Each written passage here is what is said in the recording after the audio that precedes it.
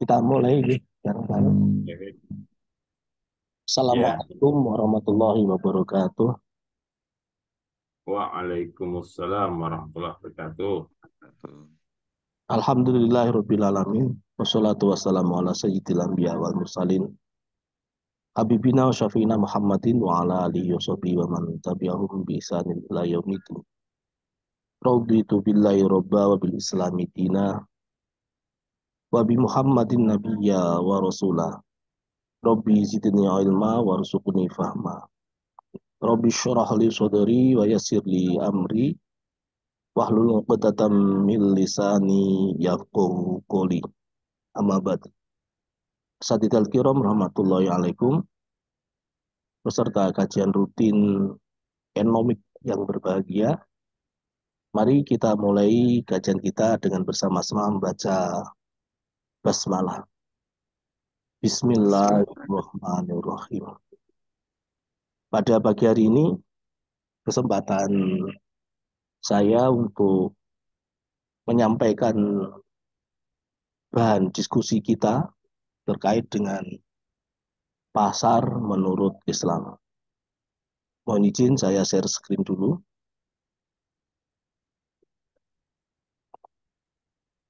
Sudah bisa dipirsani nggih?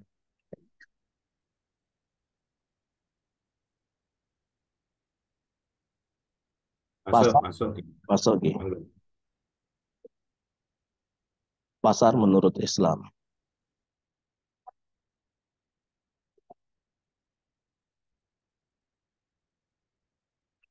Ini saya ambil dari disertasi saya yang berhasil saya pertahankan di sidang terbuka tanggal 15 Desember 2022 kemarin. Jadi eh, saya ambil dari kerangka abstraksi disertasi saja. Nanti diskusinya biar bisa kemana-mana. Jadi ada dua pembahasan, topik pembahasan yang ingin saya sampaikan. Yang pertama terkait dengan latar belakang kajian, kemudian yang kedua nanti materi konten pasar menurut Islam dan relevansinya dengan kekinian. Jadi asatidz rahmatullahi alaikum, eh, di awal dulu ketika lagi booming di KDN, jejak khilafah di Nusantara, saya itu kepikiran, kan khilafah itu kan sistem pemerintahan Islam ya. Jejak sistem pemerintahan Islam di Nusantara itu ada dan kuat sekali, data-datanya kuat. Terus kenapa kok tidak ada sekalian sistem ekonominya, jejak sistem ekonomi Islam di Nusantara? Jadi itu yang menjadi kegelisahan saya sampai kemudian sebelum kuliah itu kan biasanya S3 selalu membuat proposal dulu kan sebagai salah satu syarat untuk masuk kuliah S3. Nah, itu sudah saya susun proposal itu dan diterima, kemudian masuk kelas materi, kelas kelas diskusi di teori itu, terutama mata kuliah klinik metodologi itu rame itu. Karena apa, pertentangan tentang isu khilafah dengan yang kontra khilafah itu di UIN banyak kan ditolak. Terutama mata kuliah filsafat ilmu-ilmu keislaman. Ketemu Prof. Amin Abdullah itu kenceng banget. Beliau sampai bilang, sebetulnya saya setuju dengan pendapat-pendapat ekonomi Islam di Hampara. Asal tidak ada khilafahnya, kata beliau begitu. Itu. Tapi alhamdulillah Allah mengizinkan saya untuk maju proposal saya di ACC, penetapan promotor. Nah, sama promotor ini juga diarahkan. Awalnya saya pakai awalnya teorinya Taqiyuddin An-Nabhani langsung. Tapi sama beliau nama itu direkomendasikan untuk tidak dipakai karena Win betul-betul pertahanannya. Terus beliau menyarankan pakai Anas Zarko yang relatif mainstream. Tuh. Alhamdulillah begitu ada promotor bisa saya garap, saya lanjutkan pendahuluan, terus kemudian sidang tertutup sampai sidang terbuka kemarin. Alhamdulillah. Dan ini abstraknya saya sampaikan di hadapan para asatidz sekalian, pasar menurut Islam. Pasar menurut Islam yang saya teliti sebetulnya di Pasar Beringharjo. Karena Pasar Beringharjo itu pasar tradisional yang sudah masyhur sampai mancanegara karena kesejarahannya yang sangat panjang yang tidak bisa dilepaskan dari Kesultanan Mataram Islam. Jadi Kesultanan Mataram Islam itu Kesultanan Ngayogyakarta Hadiningrat ini. Nah, kondisi ini memperkuat posisi pasar Beringharjo sehingga tetap eksis di zaman yang serba modern sekarang. Persaingannya dengan pasar-pasar modern, dengan pasar-pasar platform-platform pasar online dan seterusnya itu di pasar Beringharjo masih ada, masih eksis sampai sekarang, tidak ketinggalan zaman dan terus senantiasa memperbaiki diri dengan inovasi-inovasi dan seterusnya. Penelitian saya bertujuan untuk mendeskripsikan konsep pasar tradisional dalam sejarah Islam dan prakteknya, ya praktek pasar praktek ekonomi di pasar Beringharjo. Penelitian saya menggunakan pendekatan fenomenologis, filosofis, dan historis dengan kerangka teori Anas Zarko dan Yahya bin Umar. Anas Zarko itu tokoh ekonomi mainstream, tokoh ekonomi Islam mainstream yang beliau masih hidup di Pakistan kalau nggak salah. Terus Yahya bin Umar ini tokoh ekonomi pertama kali yang menuliskan kitab, tokoh ekonomi Islam yang pertama kali menuliskan kitab tentang ekonomi Islam di era Imam Malik, era Imam Malik. Jadi Yahya bin Umar ini termasuk ulama mengikuti pendapat mazhab Maliki dengan kitabnya Yahya bin Umar, kitabnya Astagfirullahaladzim, Al-Amwal, bukan Al-Amwal yang Abu Zaid ya. Nah, iman fillah rahmatullahi alaikum, para asatid yang dimuliakan Allah, temuan informasi yang saya dapatkan ya, selama observasi maupun wawancara dan dokumentasi, ada beberapa gambar menarik juga, tapi pada kajian ini tidak saya tampilkan. Hasil observasi dan wawancara, dokumentasi dari buku-buku sejarah, menemukan konsep pasar dalam Islam itu sudah dipraktekkan oleh Rasulullah SAW dengan para sahabatnya sejak hijrah sampai di kota Madinah. Jadi selama di Mekah Rasulullah belum membuat kebijakan ekonomi. Jadi masih teori, di Mekah itu masih konsep-konsep. Ya, kemudian prakteknya itu di Madinah dengan kebijakan yang sangat fenomenal. Begitu hijrah dari Mekah ke Madinah, sampai di Madinah Rasulullah membuat 3 kebijakan penting. Yang pertama adalah mempersaudarakan sahabat Ansor dan Muhajirin, yang kedua membangun masjid, dan yang ketiga adalah membangun pasar. Padahal di sana sebelumnya sudah ada pasar kaum Yahudi, pasar Nabi namanya, pasar-pasar di Quraisy juga ada pasar. Tapi Rasulullah selama di Mekah pergi ke pasar itu bukan untuk aktivitas ekonomi, melainkan pergi ke pasar itu dalam rangka berdakwah, menyuruh kaum Quraisy agar menerima Islam, agar bertauhid. Itu karena tradisi pasar itu ada sejak sebelum Rasulullah diutus jadi Rasul, juga sudah ada sejak Nabi Ibrahim. Bahkan sebagaimana di Quran surah Al-Furqan itu dijelaskan Rasulullah pergi ke pasar, memakan makanan dan pergi ke pasar. Wa ya'kuluna ta'ama wa yamshi fil aswaq, ayatnya begitu. Nah, pasar dalam sejarah Islam, begitu Rasulullah hijrah ke Madinah membentuk pasar ini, adalah pasar yang sifatnya, yang bentuknya perdagangan langsung, direct trading, antara penjual dan pembeli yang menjual belikan produk-produk yang sesuai dengan syariat, dengan harga yang dinamis mengikuti perkembangan di pasar. Pasar Islam dengan perdagangan sebagai aktivitas utama adalah sumber ekonomi negara yang menjamin pertumbuhan dan pemerataan harta kekayaan kepada seluruh masyarakat. Negara mengutus pengawas pasar, namanya Hizbah, untuk mengawasi pasar, baik mengawasi penjual dan pembeli secara bersamaan, maupun mengawasi penjual sendiri, mengawasi pembeli sendiri, sendiri-sendiri begitu. Pengawasan pasar terhadap penjual dan pembeli secara bersamaan, misalnya adanya larangan judi dan horor. Terus kemudian terhadap penjual saja larangan riba, ghubun fahish, ikhtikar, tadlis, baik najasi, ya. Kemudian larangan terhadap para pembeli saja Tanpa penjual, misalnya larangan kanzul mal, talaki ruban, taktir, tabdir, tarif. Jadi kalau dalam istilah ekonomi, larangan penjual dan pembeli secara bersamaan ini ya berarti perdagangan. Di dalam perdagangan tidak boleh ada judi dan nguror. Sementara kalau istilah penjual saja ini dari sisi penawaran, dari sisi demand penawaran. Kalau pembeli saja, oh sorry, kalau penjual saja ini dari sisi penawaran, supply-nya. Kalau dari sisi pembeli yang diawasi adalah eh, sisi sisi demand-nya, sisi demand-nya. Jadi produsen dan konsumen itu ada pertemuan pasar. Asatidz fillah rahmatullahi alaikum.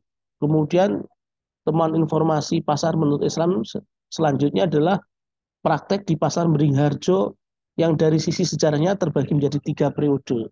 Saya bagi menjadi 3, yaitu ketika masih masa murni, masih berada di bawah pengawasan Keraton Yogyakarta Hadiningrat, masih belum ada intervensi dengan Belanda. Kemudian yang kedua periode transisi. Periode transisi itu periode di mana Pasar Beringharjo kedatangan Belanda, ada unsur intervensinya. Baru periode ketiga pasca kemerdekaan.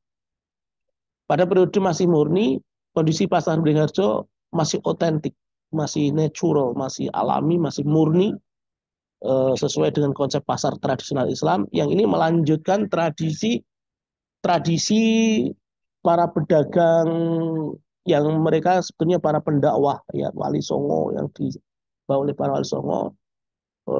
Terus kalau diurut memiliki sanad sebetulnya. Pasar Beringharjo dari sisi tradisinya memiliki sanad sampai pasar Rasulullah SAW. Di mana pasar Rasulullah SAW secara fisik sampai sekarang masih ada.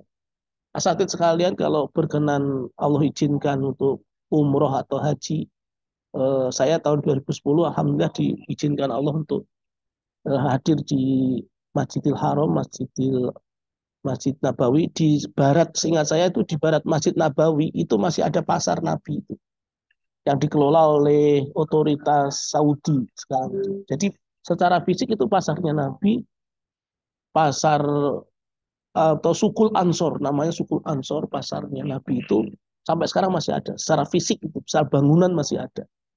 Secara konsep tentu menyebar seiring dengan menyebarnya Islam sampai penjuru dunia, kan termasuk di pasar Beringharjo. Konsepnya itu membawa konsep pasar Nabi Sallallahu Alaihi Wasallam secara turun temurun karena merupakan ajaran Islam yang memiliki sanad itu. Jadi secara konsep pasar tradisional Islam yang dilakukan di pasar Beringharjo dengan sektor pelaku pasar itu diawasi oleh Ki Bekel Tondo sebagai abdi dalam Keraton Yogyakarta. Kalau di istilah fikih namanya hizbah, kodi hizbah itu yang sering kita dengar, hizbah. Kalau di pasar Beringharjo itu namanya Ki Bekel Tondo sebagai abdi dalam. Asatidz sekalian mungkin pernah mendengar istilah ketandan. Di Malioboro itu ada kampung Ketandan. Kampung Ketandan itu kampung sepetak tanah yang diberikan oleh Sultan Yogyakarta untuk ditempati oleh Ki Bekel Tondo ini. Yang lama-kelamaan menjadi kampung Ketandan.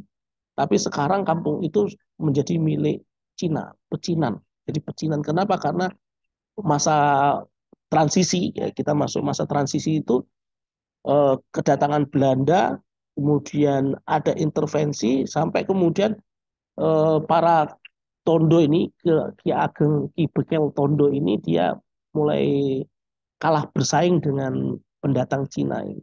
Pendatang Cina dan Belanda ya. Gitu. Karena ada intervensi yang rame itu waktu kultur stelsel, tanam paksa. Jadi tanam paksa itu program Hindia Belanda memaksakan agar penduduk pribumi menanam tanah di tanah-tanah mereka eh, tanaman-tanaman yang komoditas, tanaman-tanaman komoditas. Ada cengkeh, ada kopi, ada kalau sekarang kan jadi tebu bahkan kan yang kemudian pabrik kalau di Kasian itu di Bantul ada pabrik Madu Kismo itu sebenarnya pabrik pabrik Belanda dulu. Terus kemudian ada juga Periode transisi ini ditandai dengan kasus nutuk. Kasus nutuk itu kasus yang menetapkan harga terlalu tinggi karena awalnya sebetulnya kepada orang Belanda, pada penjajah, kepada orang asing. Tapi seiring dengan perjalanan waktu, nutuk sampai sekarang masih ada karena apa kebiasaan yang buruk sebetulnya. Karena tidak amanahnya pengelola pasar. Itu. Nah, sejak penjajahan Belanda itu pasar Beringharjo terpengaruh oleh kapitalisme Belanda. Kemudian pada periode pasca kemerdekaan, sejarah kebesaran pasar Beringharjo menjadi modal sosial dan role model sebagai model, sebagai percontohan bagi pasar-pasar tradisional yang lain, pasar-pasar rakyat yang lain yang di Indonesia sangat banyak sekali. Dari Aceh sampai Papua, pasar-pasar tradisional rata-rata pasar tradisional, pasar rakyat yang bersejarah itu selalu terkait dengan kesultanan-kesultanan yang ada di daerah masing-masing. Itu. Nah, ada yang eksis, ada yang sudah hilang karena menghadapi modernitas. Nah, pasar Beringharjo ini masih eksis sampai sekarang, bahkan eh, di masa Presiden Susilo Bambang Yudhoyono kemarin jadikan role model. Ada undang Kepres yang menetapkan pasar Beringharjo sebagai role model pasar-pasar tradisional yang lain dalam menghadapi modernitas. Modernitas itu kan banyak sekali pasar-pasar modern, swalayan, Alfamart, Indomaret, hampir di setiap daerah itu ada Alfamart, Indomaret yang selalu berdampingan, gitu kan. Begitu juga berbagai platform online, ada Bukalapak, ada Shopee, ada Lazada dan sebagainya. Dan alhamdulillah di Beringharjo juga ada aplikasi yang platform online-nya itu kalau nggak salah pasarku, pasarku kalau nggak salah. Nah, saya belum membuka malah. Nah, saat itu warahmatullahi alaikum kita lanjutkan temuan informasi dan relevansinya dengan konteks kekinian. Pasar Beringharjo menjadi pasar tradisional Islam seperti dulu ketika Kesultanan Mataram Islam masih kuat dengan tetap adaptif terhadap sarana-sarana modern. Jika dilakukan historical development dan re-engineering Islamic economy. Ini novelty yang saya temukan menjadi teori yang bismillah ya, semoga Allah ridho teori saya, historical development dan re-engineering Islamic economy. Rekomendasinya agar ada edukasi berkesinambungan oleh otoritas pasar kepada pelaku pasar sehingga golong gilik manunggaling kawula Gusti dan falsafah ekonomi Islam dalam rangka memayu hayuning bawono itu bisa terwujud. Jadi historical development itu membuat rekayasa sejarah, belajar sejarah untuk membuat sejarah baru, melanjutkan kehidupan Islam gitu kan. Kalau bahasa kita listina fil hayah al-islamiyah itu melalui ekonomi Islam. Re-engineering Islamic ekonomi ini lebih bersifat metodologis karena ekonomi Islam yang ada sekarang itu ada 3 mazhab ekonomi Islam kontemporer, eh, misalnya mazhab mainstream, mazhab Bakir Soder, mazhab alternatif kritis, semua mazhab yang ada itu mengacu kepada metodologi metodologi kontemporer, metodologi ilmiah yang secara usul fikih sebenarnya tidak bisa dipertanggungjawabkan. Maka saya tawarkan metodologi usul fikih istiqroi yang itu sangat dekat dengan kita dengan melakukan re-engineering Islamic economic, merekayasa ulang ekonomi Islam. Sebetulnya produk-produk ekonomi Islam sudah berusaha dimunculkan, berusaha dilahirkan oleh perbankan syariah. Tapi kita bisa belajar dari BSI kemarin dengan sistemik ternyata eh, apa tidak berkembang, bahkan sampai sekarang ada beberapa nasabah yang belum bisa membuka akunnya itu. Maka kemudian rekayasa yang sudah dilakukan oleh para ekonom-ekonom Muslim yang menggunakan metodologi ilmiah itu ternyata sama saja dengan istilah sarkasmenya itu mengkopiai babi. jadi kapitalisme yang diislamisasi saja gitu. Makanya perlu rekayasa itu direkayasa lagi. Ada rekayasa ulang, re-engineering Islamic economy. dengan apa? Dengan usul fikih istiqroi.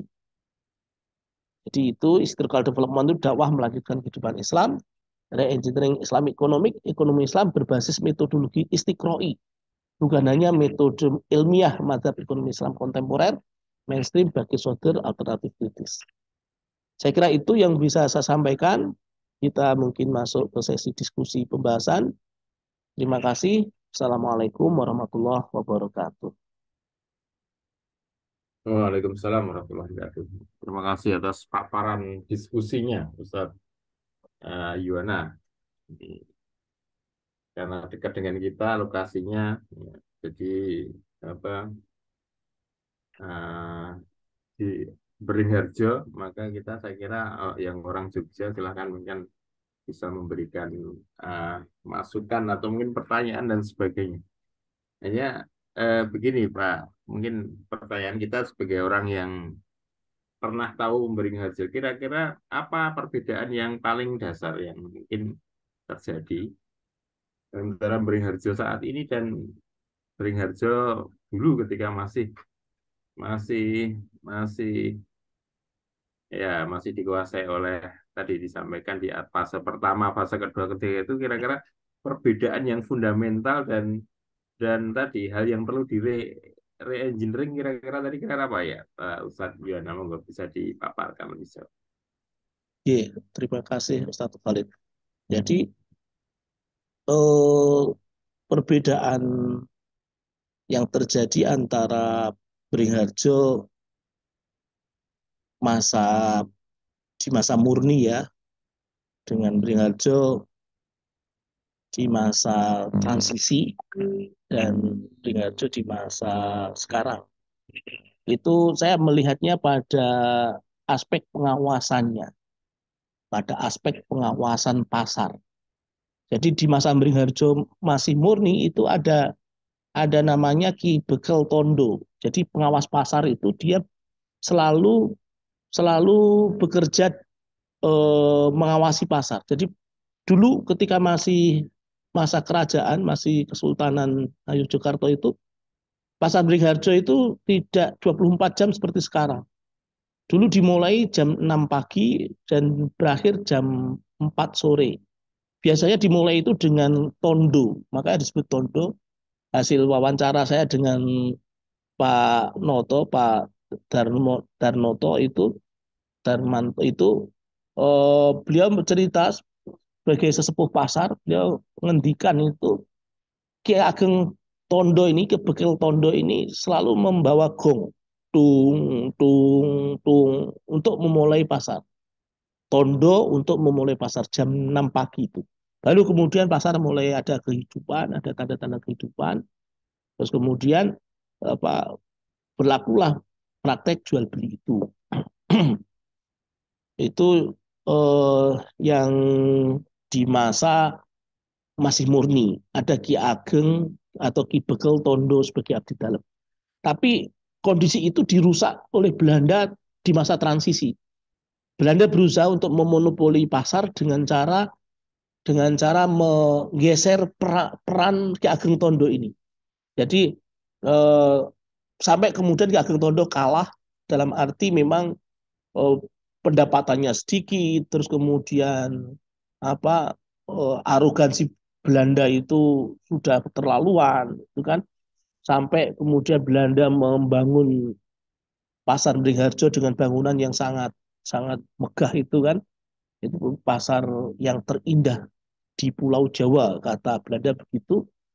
Eh, Kemudian sampai sekarang bahkan bangunannya itu masih ada. Jadi bangunan pasar Beringharjo yang ada sekarang, kalau asatid sekarang tidak ke pasar Beringharjo itu termasuk cagar alam, termasuk budaya yang tidak boleh dibangun. Itu dilindungi oleh undang-undang Belanda juga sebenarnya kan itu, karena milik Belanda sebenarnya. Itu uh, mulai ada pergeseran, maunya Belanda sih pasar itu bebas, nggak usah diawasi lah, dibiarkan begitu saja. Padahal kemudian itu tidak mungkin terjadi sampai kemudian masa kemerdekaan, Ki Ageng Tondo menjadi simbol saja, sekarang menjadi budaya saja, menjadi adat tradisi yang ada. berganti menjadi di bawah Kementerian Perdagangan kan ya. Kalau sekarang pengawasannya itu dikelola oleh Dinas Pasar, Dinas Perdagangan Kota Yogyakarta. Menariknya, Kota Jogja tidak mengklaim itu milik mereka. Pasar Beringharjo itu bukan milik BUMD, Badan Usaha milik daerah atau milik milik Kota Praja, bukan, tapi tetap milik keraton pasar itu. Menariknya itu di situ. Maka kemudian pengawasan modern sekarang itu tidak lagi sebagaimana pengawasan yang dilakukan oleh Ki Bekel Tondo itu, tapi pengawasan modern ya apa yang lebih sedikit banyak ber, ber, berpihak kepada kapitalisme, kepada sisi penawaran, bukan pada sisi permintaan, bukan pada konsumen. Saya wawancara, ketika wawancara dengan petugas pasar di Dinas Beringharjo itu, ibu-ibu petugasnya, ibu mohon maaf ini kenapa kok ada pengunjung pasar yang justru malah dia membeli membeli batik, membeli kain di pasar Beringharjo dengan kayak apa, boros banget gitu loh. Kok boros banget itu kan tasrif ya, kalau di dalam kajian ekonomi Islam itu melampaui batas kebutuhan sampai burung itu. Itu. Jawaban ibu-ibu itu begini. Nah, justru itu yang kita inginkan, Pak, agar uangnya habis untuk membeli barang di sini. Ya memang tidak ada pengawasan di konsumen, itu nggak ada pengawasan. Sekarang udah nggak ada. Kalau dulu kan ada pengawasan itu dilakukan oleh dinas pendidikan ya. Kalau zaman khilafah dulu kan ada ada pengawasan, Kanjunmal tidak boleh pengawasan dalam dalam pengertian hizbah yang mengawasi konsumen. Tidak hanya hizbah mengawasi produsen. Kalau sekarang yang diawasi produsen saja, sisi penawaran saja. Misalnya kemarin pas kelangkaan minyak goreng itu, saya ikut ikut ke pasar, ikut operasi pasar itu di pasar Kota Gede, di pasar Kota. Jadi pasar Beringharjo itu koordinator pasar-pasar rakyat yang ada di Yogyakarta. Kota Gede, Giwangan.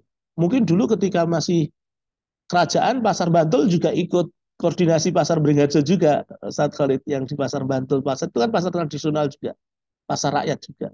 Cuma karena sudah berbeda struktur pemerintahannya, jadi seakan-akan terpisah gitu. Jadi menarik sekali sebetulnya kalau kita ingin membangkitkan kembali, mungkin melalui pendekatan ekonomi yang level mikro. Jadi historical development tadi, mikro kita hadapi mikro, makro dengan makro, global dengan global. Mikro dengan mikro misalnya pergi ke pasar atau ketemu dengan pedagang, kita edukasi akidahnya tentang rezeki, tentang nafkah, tentang kewajiban bekerja dan lain sebagainya yang sebagaimana materi-materi kita di materi-materi Islam yang mabda'i itu, sampai kemudian pedagang pasar ini bangkit seperti Abu Bakar, seperti Umar, seperti Utsman bin Affan, Abdurrahman bin Auf. Sekarang kan pengusaha-pengusaha sudah mulai gerah dengan riba itu kan. Banyak organisasi yang kemudian lahir, X-Bank dan lain sebagainya. Banyak pengusaha-pengusaha yang kemudian mau ngaji itu kan.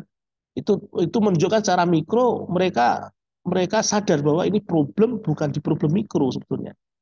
Se di level mikro ini nyun sewu, bahasa saya agak kasar ya, sebodoh-bodohnya penduduk Jogja itu kalau keislamannya disentuh itu masih terasa, masih masih tersinggung gitu, masih masih memiliki akidah lah itu. Nyun sewu, bahasa saya agak kasar tadi. Itu. Tapi problem itu sebenarnya ada di ranah makro, kebijakan-kebijakan yang itu antara oligarki pengusaha yang memiliki kepentingan-kepentingan ekonomi di negeri jajahannya yang sampai sekarang masih ada bekas-bekasnya, dengan politik yang mereka kong kong itu di ranah makro ini. Pertempuran kita sebenarnya di ranah makro ini. Makanya kemudian ketika ketika sumber daya alam ya yang milik umum itu diambil alih oleh swasta, oleh kepemilikan swasta, ini ranah makro juga sebetulnya. Itu pasti ada peran penjajahan global. Jadi mikro dihadapi mikro, makro dihadapi makro, global dihadapi dengan global. Nah, khilafah itu kan sistem pemerintahan yang sifatnya global, global. Maka historical development, bagaimana kita berangkat dari mikro dengan mikro, makro dengan makro, global dengan global, yang itu dalam konteks re-engineering Islamic economic, ilmu dihadapi dengan ilmu. Jadi ilmu dihadapi dengan ilmu. Karena ilmu ekonomi Islam selama ini masih terkungkung oleh sistem kapitalisme.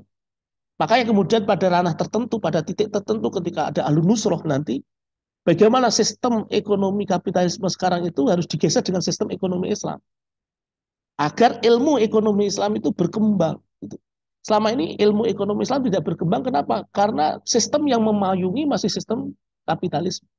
Agar ekonomi Islam berkembang, maka tidak mau tidak bisa tidak mau tidak mau, ya sistemnya harus ekonomi Islam, harus sistem Islam. Di situ, tapi tidak bisa dilakukan oleh semua orang karena ini ranah mujtahid, ranah ahlun nusroh, ranah pakar yang pakarnya pakar itu untuk kemudian mem, mempertemukan antara sistem dengan ilmu dalam sebuah kebijakan politik itu. Gitu. Nah, kemarin sebetulnya salah satu contoh BSI itu kan eh, apa awal awal awal mulanya kan bank syariah yang plat merah, Bank Mandiri, Bank Syariah Mandiri, Bank BNI Syariah, BRI Syariah terus diinisiasi oleh Pak yang sekarang jadi wakil presiden itu oleh Pak Ma'ruf Amin, kemudian menjadi satu BSI kan di tahun 2019 ya, tahun 2018 atau 2019 itu. Kemudian ini menarik menarik apa? Menarik pasar, menarik menarik nasabah. Oh, Bank Syariah Indonesia, BSI Bank Syariah Indonesia ini apa hampir-hampir mengalahkan perkembangannya kuat itu pertumbuhannya meski saya belum tahu datanya tapi signifikan dibanding dengan bank syariah ketika masih sendiri-sendiri sampai walau alam saya belum tahu belum mengkaji problem ketika tahun 2023 barusan 2 hari 3 hari yang lalu sekarang aja juga masih ada beberapa nasabah yang belum bisa membuka buka ATM-nya itu. Nah, ini problem sistemik eh, yang pengakuannya dicuri sekian ini sistemnya belum maka kemudian di ranah makro ini eh, kita harus kuat meskipun tidak ranah makro ini pasti ada pengaruh dari ranah global. Jadi saya mau mengatakan ekonomi itu raja ilmu pengetahuan itu nanti khawatirnya terlalu arogan itu. Tapi faktanya memang iya. Misalnya environment itu kan untuk ekonomi juga. Terus apalagi eh, apa kedokteran, orang kuliah kedokteran itu kan juga untuk kebutuhan hidup juga. Semua arahnya kepada ekonomi sebetulnya. Makanya kemudian penting untuk secara makro, secara mikro ini kita individu-individu paling nggak secara falsafah saja, sederhananya saja tahu bahwa kita ini makhluk ciptaan Allah, memiliki kebutuhan yang berbeda dengan keinginan dan seterusnya. Itu ada di materi saya yang kritik Syekh Taqiyuddin terhadap apa konsumsi, teori konsumsi.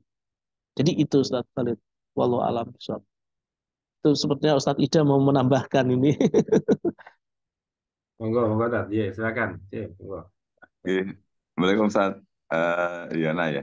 Ini mungkin fokus ke topik kita dan case yang diangkat oleh sajiannya kaitannya dengan pasar menurut Islam. Sehingga harapannya kan bicara pasar menurut Islam kan bahasa normatif ya. Idealnya pasar dalam Islam adalah seperti ini. Terus kemudian pasar sebagai case kita ngambil di Beringharjo. Kalau memang itu adalah pasar peninggalan Islam atau di sana memang menjadi role model yang sudah diterapkan hukum Islam oleh kerajaan atau keraton Yogyakarta pada waktu itu. Mungkin Ustaz, ada gambaran atau mungkin resume ya kaitannya dengan komparasi atau mungkin clue-cluenya. Kalau tadi disebutkan ada kode hisbah atau apa bekal gitu ya kode di sana. Nah, itu mungkin salah satunya ya. Itu salah satu indikator di dalam Islam akan ada kode hisbah yang akan mengawasi berjalannya mekanisme pasar yang fair.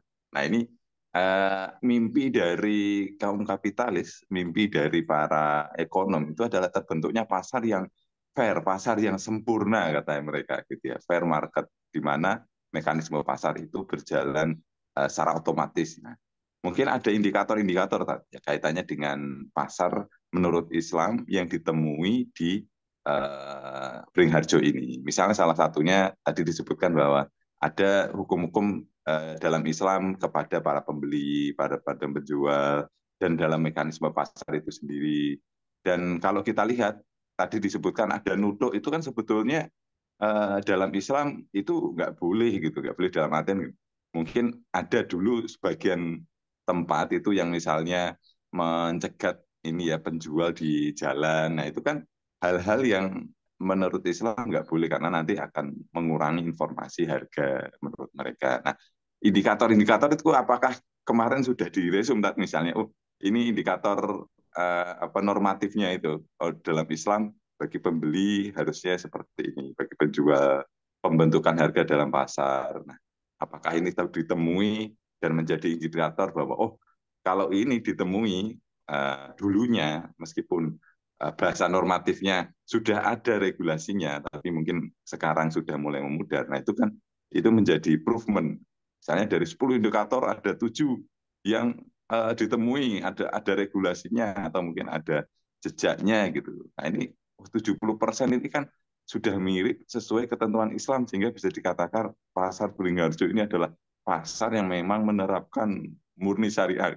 Misalnya seperti itu. Oh, enggak, tak? Ya, terima kasih Ustaz.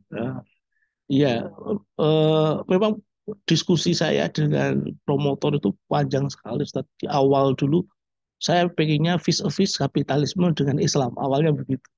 Maka yang kemudian sistem ekonomi kapitalisme dihadapi dengan sistem ekonomi Islam. Perspektif Taqiyuddin An-Nabhani kan gitu. Tapi ternyata beliau cari amannya aja Mas, kata beliau begitu. Karena tolak UIN itu masih masih kencang dengan ya bukan defensif apologetik ya. Faktanya memang secara filsafat mereka juga, secara falsafah mereka juga sampai ada keluar dari statement Pak Amin Abdullah itu yang mengatakan saya setuju apa yang digagas oleh Hampara tentang ekonomi Islam itu sebenarnya setuju asal tidak dengan khilafah kan nggak mungkin itu sampai begitu artinya kalau saya turuti terus nanti kalau saya turuti idealisme saya justru malah nggak jadi disertasi saya nggak selesai-selesai tapi dalam konteks rekomendasi saya akan ke sana. Secara normatif sebetulnya sudah ada resumnya Ustadz yang ada di bab 2 disertasi saya itu banyak mengulas tentang normativitas pasar Beringharjo Pak bukan normativitas pasar dalam Islam ya ada pengawasan produk terus kemudian tadi sempat saya jelaskan juga hukum-hukum larangan ihtikar, tadlis, talaki ruban tadi sudah hanya kemudian secara praktis memang saya tarik ke ranah historical development yang Ustaz. Jadi ukuran mikro dengan mikro, makro dengan makro, global dengan global itu awalnya ini hampir hampir 60 halaman sendiri, 50 halaman lebih itu dicoret sama promotor ketika membandingkan sejarah kapitalisme dengan sejarah Islam. Jadi saya latar belakangi dengan sejarah kapitalisme ketika ekonomi klasik dulu muncul, ya, Adam Smith, terus kemudian sosialisme, neoklasik. Neoklasik itu kan munculnya apa? Munculnya kasihannya para pengusaha kaya kepada para kepada para pekerja yang kemudian muncul etika, muncul CSR munculnya. Kalau sekarang trickle down effect itu kalau sekarang itu kan bentuknya kapitalisme kan bongkar pasang terus akan selalu krisis, akan terlalu krisis, kemudian keluarnya bagaimana itu bentuk baru kapitalisme sampai muncul Keynesian yang mikro, makro diajarkan termasuk yang ini menjadi subbab yang nanti kalau diizinkan ada kesempatan presentasi saya ada makalah juga kritik Syekh Taqiyuddin pada sisi konsumsi itu mikro, makro. Kenapa di kampus-kampus itu yang diajarkan ekonomi itu mikro dulu, bukan makro dulu. Mikro itu artinya itu sebetulnya agenda penjajah dalam dalam keilmuan. Jadi ini menjadi ukuran bahwa kapitalisme itu sampai sekarang masih eksis di ranah global. Bahkan bukan hanya global, mengakar sampai mikronya juga gitu di beberapa beberapa pengusaha mikro juga ternyata keserakahan itu betul-betul dibudidayakan keserakahan itu dipelihara agar tumbuh. Padahal serakah itu meskipun tidak dibudidayakan natural kan setiap manusia memiliki sifat serakah, hanya dikontrol apa tidak. Itu. Jadi ini 60 halaman sendiri dicoret sama promotor saya yang agar membandingkan antara sejarah kapitalisme dengan sejarah ekonomi Islam. Tapi kemudian diarahkan ke Mberingharjo itu. Jadi secara mikro saya berani mengatakan pasar Mberingharjo itu masih menerapkan perdagangan yang sifatnya Islami. Meskipun ada beberapa kasus nutruk tetap ditangani oleh pedagang, oleh dinas pasar. Bahkan sayangnya ini kalau sudah bersentuhan dengan dinas pasar ini bersentuhan dengan undang-undang pasar, bersentuhan dengan Kementerian Perdagangan yang ini dengan level makro. Jadi pernah suatu saat ini hasil informasi dari wawancara terjadi nutruk. Padahal bukan nutruk, hanya karena konsumen waktu itu di Beringharjo di depan belum seperti sekarang. Kalau sekarang kan sudah dipasarkan di teras Beringharjo, teras Maliboro 1, teras Maliboro 2 ya. Dulu masih menyatu di Maliboro masih penuh. Ada gudeg, penjual gudeg itu kemudian masih terlalu pagi eh, kan sudah menjadi tradisi kalau kalau gudeg di daerah Malioboro itu harganya lebih mahal daripada gudeg di tempat-tempat yang lain. Jadi mungkin 50.000, 70.000 gitu sudah wajar di situ. Kalau di tempat lain kan 15.000, 20.000 gitu kan. Itu sebetulnya ada bandrolnya, ada papan yang menunjukkan harga sekian. Cuma karena masih pagi, pedagang masih siap-siap, ada pengunjung yang kemudian sarapan, mungkin lapar gitu, sarapan, terus dikasih harganya sama 70.000. Mungkin karena dia dari daerah, nggak tahu kalau di Myanmar itu begitu, dia merasa ditutup gitu kan. Merasa ditutup sampai kemudian ada wartawan yang menangkap itu. Kemudian jadi publikasi, jadi kontennya wartawan, pihak dinas pasar langsung turun tangan untuk menyelamatkan Beringharjo, untuk menyelamatkan nama Beringharjo. Jadi kemudian didatangi pedagang itu sebenarnya nggak salah, tapi karena dianggap salah oleh wartawan, oleh opini publik tadi, kemudian ya ada diplomasi antara pedagang dengan dinas pasar, ya sementara diistirahatkan 1 bulan dulu lah, nggak usah dagang dulu untuk ngelerem, untuk menyelamatkan pasar Beringharjo sebagai tujuan wisata itu sebetulnya gitu. Jadi ukuran-ukuran sebetulnya sudah ada, Ustaz. Mungkin belum secara rinci saya sampaikan di kajian ini karena keterbatasan waktu. Insya Allah kalau Ustadz Ida Kerso mungkin saya kirimkan juga buku disertasinya nanti boleh. Atau googling sudah muncul di repository UIN sudah ada kok Ustadz.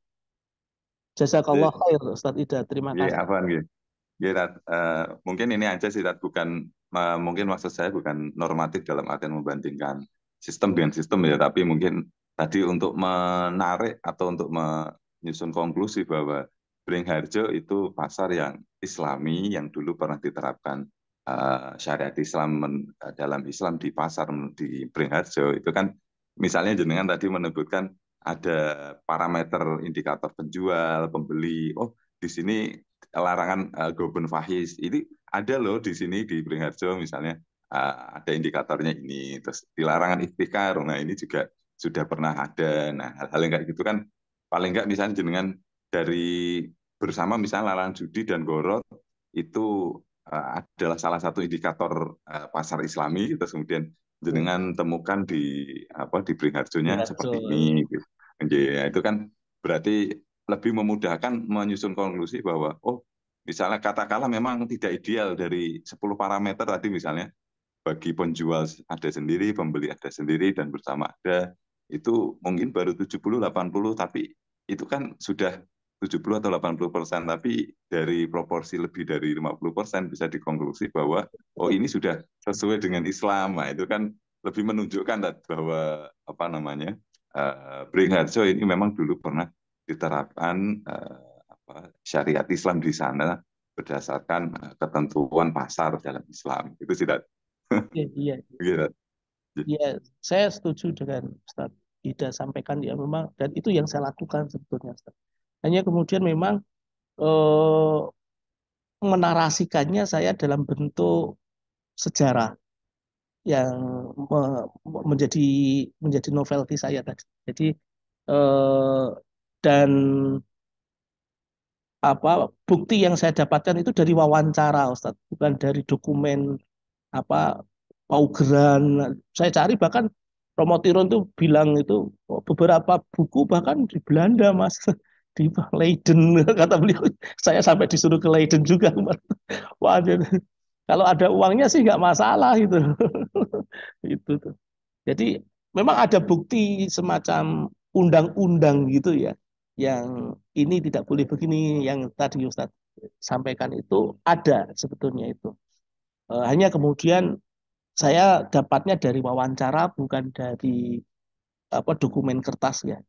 Tuh. Nah kemudian saya narasikan dalam bentuk historical development itu di ranah mikro. Sekarang itu saya masih yakin itu pasar Islam Ustadz.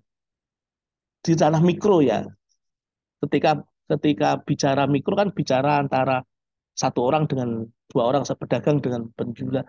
Mereka itu rata-rata memang untuk ibadah jual belinya itu warisan dari nenek moyang mereka. Jadi punya kios, kiosnya itu apa warisan dari ayahnya, warisan dari ayahnya dari kakeknya begitu. Bukan kios. Jadi kios milik milik milik pedagang itu. Mereka membayar kios itu bukan membayar sewa, bukan membayar sewa kiosnya, tapi listriknya itu. Meski ada juga pedagang baru yang membayar kios karena memang menyewa milik milik milik dinas pasar. Yang ini sudah ada transisi ke ranah makro karena ada indikasi apa pemerintah terlibat di dalam proses pasar. Jadi pasar yang awalnya dua kaki penjual dengan pembeli ini sudah mulai ada unsur pasar tiga kaki, ada intervensi dari negara itu yang terutama di Beringharjo Barat ya. Jadi Beringharjo itu ada tiga pasar, pasar barat, pasar tengah, pasar timur. Kalau kita lihat sekilas hanya satu jujur dari barat Jalan Malioboro sampai ke timur, sampai ke perbatasan pasar itu yang sebelah timur itu seakan-akan hanya satu, tapi sebenarnya itu ada tiga pasar, Ustaz. Pasar Barat ini yang dekat dengan Malioboro itu pasar yang perputarannya lebih cepat, perputaran keuangannya lebih cepat. Apalagi yang di lantai dua itu sudah unit bisnis pasar, itu sudah modern, pasar modern betul di sana. Sudah Ki Ageng Ki Bekel Tondonya itu sudah security di sana itu. Sudah security yang jaga. Kalau di pasar tengah, pasar timur itu nggak ada. Itu Ki Bekel Tondonya sudah nggak ada. Security-nya nggak ada. Jadi, nah saya narasikan ke mikro, makro, global gitu. Jadi kalau secara global jelas bukan pasar Islam karena globalisasi kapitalisme itu bahkan menyentuh pasar Beringharjo. Secara makro ini pertentangan, terutama di pasar tengah, implementasi pertentangan itu di pasar tengah. Di pasar tengah itu apa kesadaran akan pajak, pasar kok ini kan barang-barang kudu kok dipajaki sampai ada yang bilang kayak gitu juga. Pak Darmastono namanya Pak Darmastono itu ketua paguyuban. Tapi ketika Sultan sudah bilang ya sami nawatona kepada Sultan. Pada Sultan bukan kepada Menteri Perdagangan.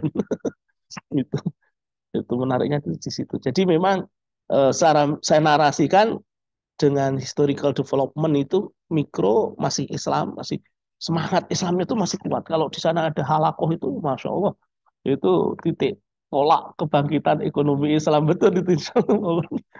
Itu teman-teman pengusaha mungkin bisa bisa gandeng pengusaha di Pasar Beringharjo. Dulu ada teman kenalan itu dia pengusaha ideologis juga, cuma tidak mau saya wawancarai. Kan alasannya pandemi saya nggak ke pasar Ustaz.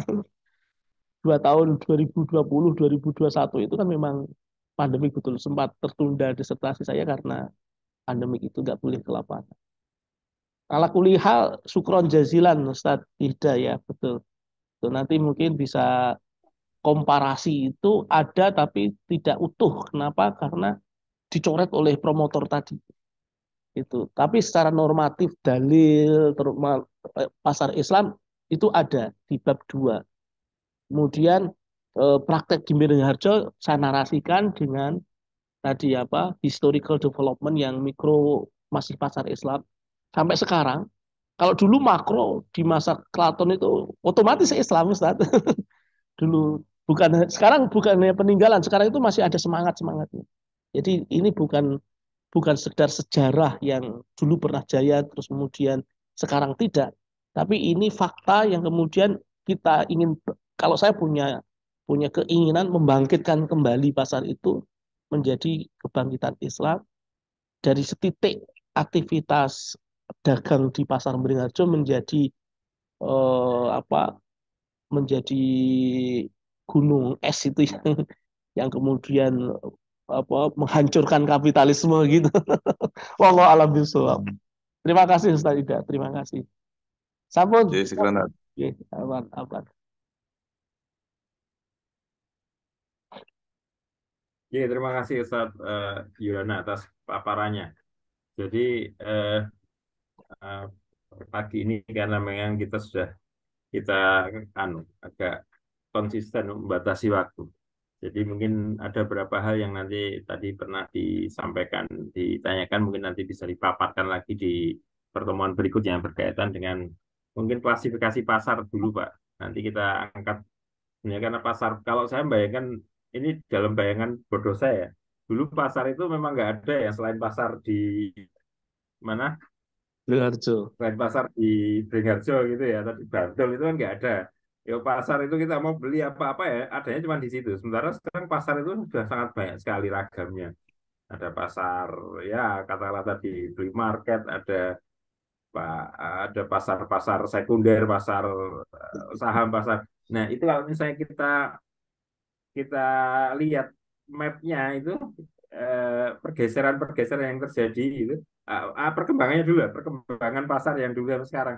Ini saya kira nanti akan menarik saat Yohana. Jadi kita akan lihat sebenarnya pasar terus yang tersisa saat ini itu kira-kira bisa digambarkan sehingga pasar yang dulu sampai sekarang yang ada itu akan menarik untuk sangat digambarkan, dipaparkan sehingga pasar ini demikian apa eh, kata dalam orang pasar yang tersisa saat ini atau Beringharjo yang tersisa saat ini itu kira-kira masih nggak hal yang perlu dan relevan dipertahankan. Karena saya bayangkan kan ada hal yang perlu, tadi Ustadz Ida mengatakan bahwa Ustadz Yohana mengatakan perlu dikembalikan apa Re-engineering. redevelopment dan reengineering itu mungkin perlu ditegaskan lagi, saya kira perlu digambarkan, dan saya yakin karena mungkin keterbatasan waktu mungkin nanti bisa dimulai dari yang ada fakta pasar dan pergeseran pasarnya dulu Ustadz Yohana ya.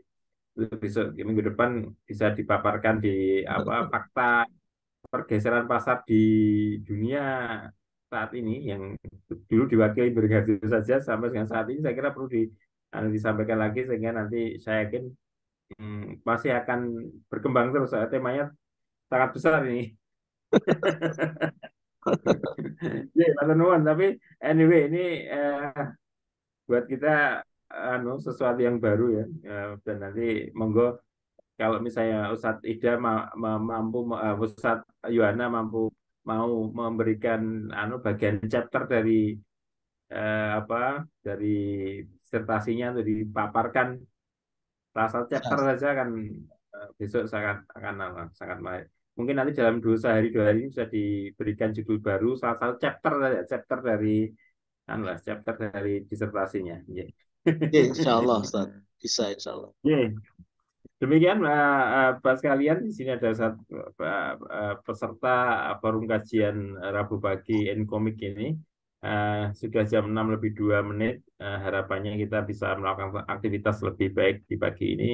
Dan syukron jazilan atas perkenan presentasinya dari Ustadz Yuwana Tirutomo. Kita lanjutkan minggu depan dengan topik yang subdivision tadi. Saya kira juga saya melihat yang diminta oleh Ustadz Ida, saya kira bisa dijawab untuk minggu depan. Demikian, terima kasih. Saya tadi yang tidak membuka, tapi saya menutup. Saya duwe soalnya. Saya tutup dengan mari doa.